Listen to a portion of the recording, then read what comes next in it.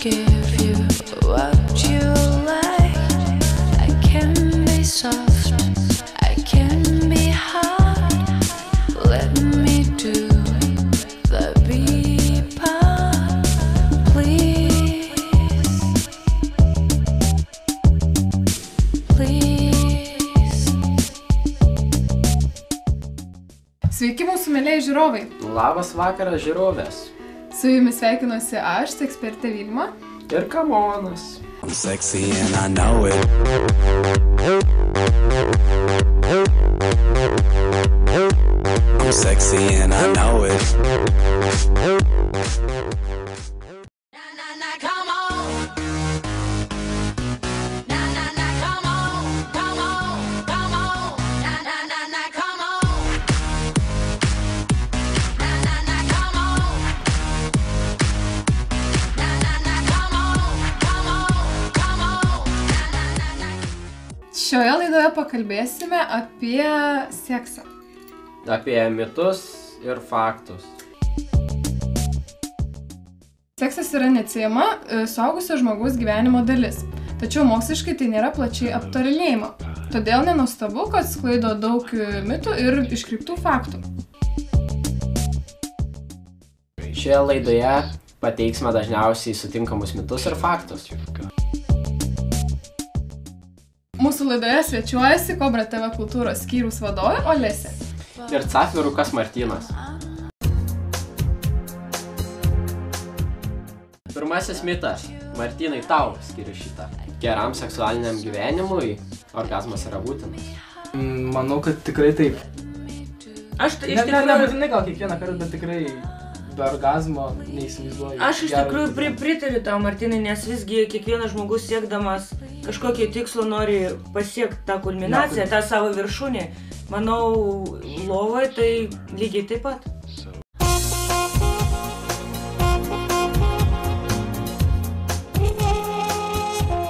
Ne kiekviena pora kiekvieną kartą pasiekia orgazmą.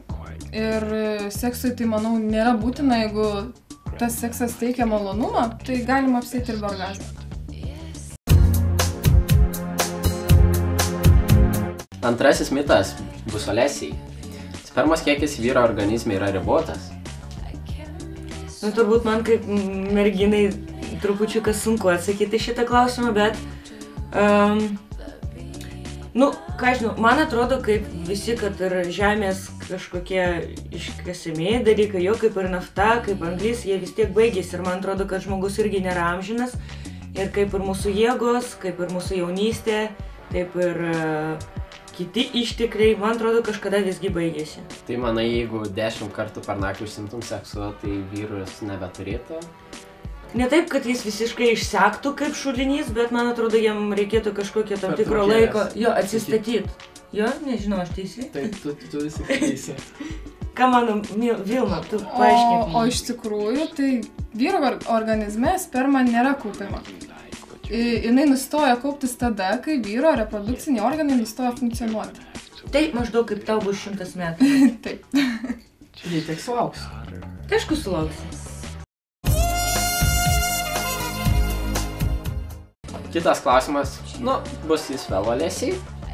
Vyras dažniau nori sekso negu moteris. Tai faktas ar mitas? Mano manimu tikrai faktas. Nes labai retai, kada galima pastebėti merginą svaigstančią apie kažkokius tokius intimius dalykus, bet tarp vyrukų, kaip pastebėjau, tai labai tokia atvira ir dažna tema. Aš gal paprieštaraučiau, Aš irgi. kad čia yra faktas, tik tiesiog gal vyrai dažniau tai parodo ir tiesmukiau pasako. Aš irgi taip pat manau, jie yra daug atviresni ir Bet nesigėdė moteris sakyti. yra pleputės. Jos Bet- linkusios bet- dalintis. bet Apie jos- tokius dalykus jos linkusios su savo draugėmis dalintis, o ne su vyrais. Jo, o vyrai yra atviresni ir paprašiau viską pasako, ko jie Gerai, nori. o aš imu antrą šansą ir paklausiu Vilnos, nes aš žinau, kad jinai tikrai žino.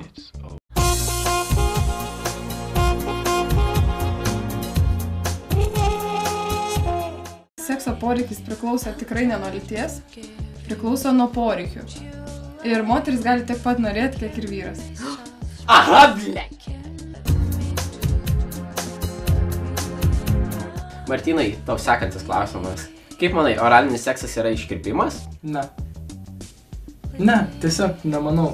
Tik tai galbūt tiesiog, jeigu abu pora to nori, tai manau, kad tai tikrai visiškai nėra joks iškrypimas, tik tiesiog visų porų skirtingi poreikiai. Galbūt vieniem to visiškai nereikia, o kiti galbūt to nori. Tikrai ne. Jo, turbūt taip ir yra, nes iš tikrųjų gan neseniai, pradėjo apie tai garsiai kalbėti, kad visais laikais, kad ir tai buvo Renesanso epocha, ar tai buvo baroko epocha. Ar tai buvo Roma, ten viskas darydavosi.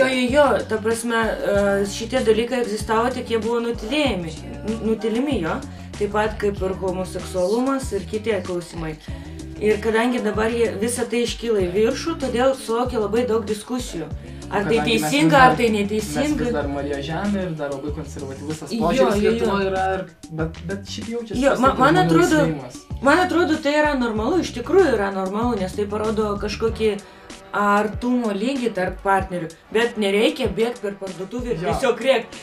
Aš tai dariau, arba mes tą propaguojam. Ta prasme, tiesiog...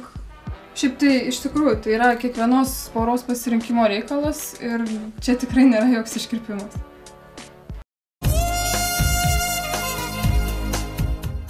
Kitas klausimas, čia gal Martyno labiau.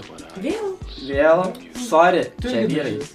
Kaip manote, vyras turėtų pasiekti erekciją, kada tu užsimano? Manau... Gal paprieštaraučiau priklausomai nuo, tarkim, aplinkybių tokių drastiškų, kaip pavyzdžiui, jis gali būti žiauriai girtas ir to norėt, ir tokiu atveju manau, kad gali tai neįvykti. Bet šiaip, jeigu tu esi darbo vietoje, jo, bet jeigu jis, pavyzdžiui, yra su įtraukiančia moterimi seksualiai, tai tikrai, manau, užsinorės. Ir jūs esate kokiam nors naktiniam klube?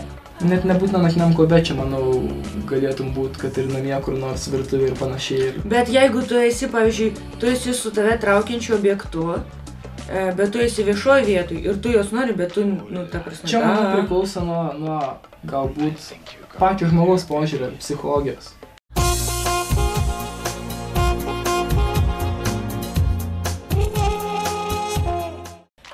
Erekcija priklauso iš tikrųjų nuo seksualinio susijaudinimo. Ir jeigu tai nėra iš tikrųjų dažnas reiškinys, tai visai yra normalu. Nes iš tikrųjų tai tam tikromis aplinkybės gali erekcija ir neįvykti iš viso. Tu matai? O tu sakei, jeigu su patrauklia moterim visur ir visada. O vat ne.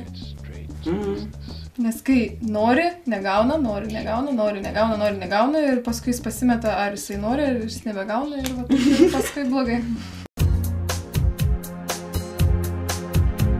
Masturbacija sukelia psichologinės problemas? Man atrodo, viskas priklauso nuo to, ta prasme, kiek dažnai tai vyksta ir kokio lygio tai pasiekia, nes kaip ir kompiuteriniai, pavyzdžiui, žaidimai, kas per daug, kas nesveika, visi žinom. Ne tik kompiuteriniai, apskritai viskas, kas per daug. Per didelis laiko kiekis tam tikrai veiklai, man atrodo, kenkia. Jeigu tai proto ribose, gal tai normalu.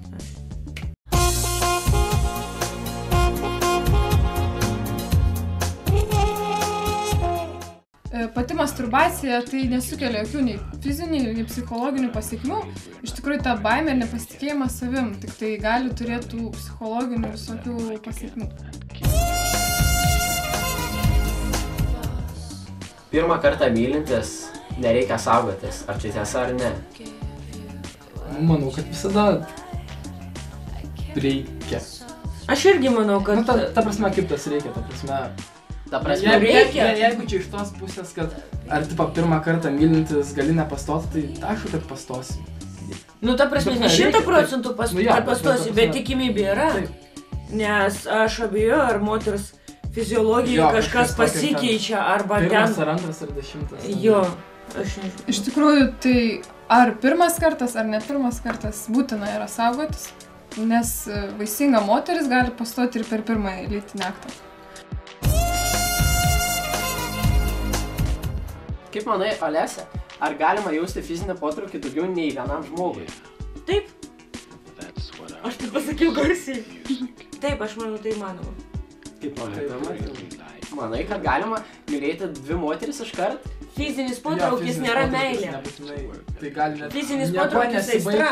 Taip, tai gali net nieko nesibaigti, bet tiesiog tu jauti kažkokį seksualinį potraukį keliam žmonėm. Nes žemė yra milijardai žmonių ir keista, jei tu norėtum. O tu nejauti, kad išdavinėjai savo draugę, galvodamas apie kitą jos O gal- kokią nors draugę? Nežinau, jeigu jauti dėl to kažkokią moralinę savigraužą, tai manau, kad tai yra labai normalu. Man atrodo, ta prasme, jeigu tu turi savo draugį, tu jai jauti ne tik fizinį potraukį. Taip. Ir tame yra visas tas klausimas. Tu jauti ir emocinį potraukį. Ir jeigu tu pajauti dar fizinį potraukį kitam žmogui, tai tu emocinių atžvilgių, emocinių aspektų esi jai Taip, tai nesažiningas. pavyzdžiui, įsiterpsiu, atsiprašau, tai galim, kadangi vis tiek mes turim vis tiek tos instinktus, kad ir kaip jas prislopintam, tai gali būti tiesiog vos negyvuliškai aistra, kai tu nieko daugiau nejauti, tik tiesiog seksualinį potraukį. O jeigu tu jauti vienam žmogui emocinį, o kitam fizinį potraukį? Ką tada daryti? Manau, kad jeigu jau... Tada tu turi pasirinkti, Jo, kas tau svarbiau, ar tavo emocinė... vienos kažkoks pasitenkinimas ar... Jo. O jeigu nesirinkti? Nežinau, čia Aš buvo manau, mano kad- asmeniška nuomonė, kad negalima žaisti dviejų žmonių jausmais, ar tai būtų fiziniai, ar kažkaip didėlesni jausmai, to negalima daryti.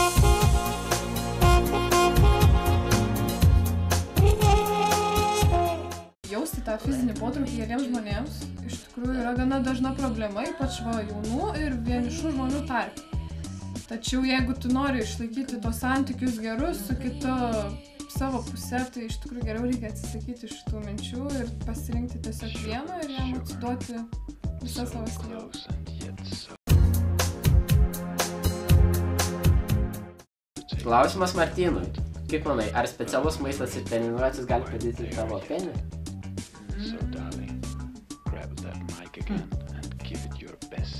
Čia yra tai įdomus klausimas, klausimas. net neįsivaizduoju iš tikrųjų. Nu, jeigu labai kučiuotumai, sakiau. Pavyzdžiui, kaip su ranka, jeigu daug sportuoji su ją, tai raumenis Visgi išauga. manyčiau, kad tai mitas, bet va tarkim žiūrint į tai iš kitos pusės, pavyzdžiui, sportavimas ir sveikas maitinimasis, manau, gali pagerinti tokius dalykus kaip erekcija ir panašiai. Iš tikrųjų taip, jeigu sveika mityba, sveikas gyvenimo būdas, tai gali pagerinti sveikatą, tuo pačiu ir seksualinį gyvenimą. Bet dydžio O, jo, jisai neįtakoja. Dydžio jis tikrai neįtakoja, tiesiog įtakoja tą tavo pajėgumą ir tą norą ir galėjimą mylėti. O? Pataikiau. Oba.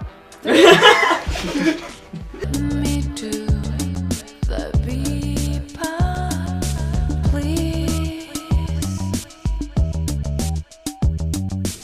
please. Ar svarbus lytinis švietimas? Abiems klausimas. Be abejo. Taip, Tai 100% taip. Dėkojame mūsų svečiams, kad apsilankė mūsų laidoje. Dėkui jums, kad įdomi diskusija. Jo, buvo iš tikrųjų labai įdomu ir išsamu. Ir Tikiuosi žiūrovams irgi. Tai buvo Sužinojome naudinga. kažką naudos. naujo. Ir susitiksime kitoje laidoje. po 12.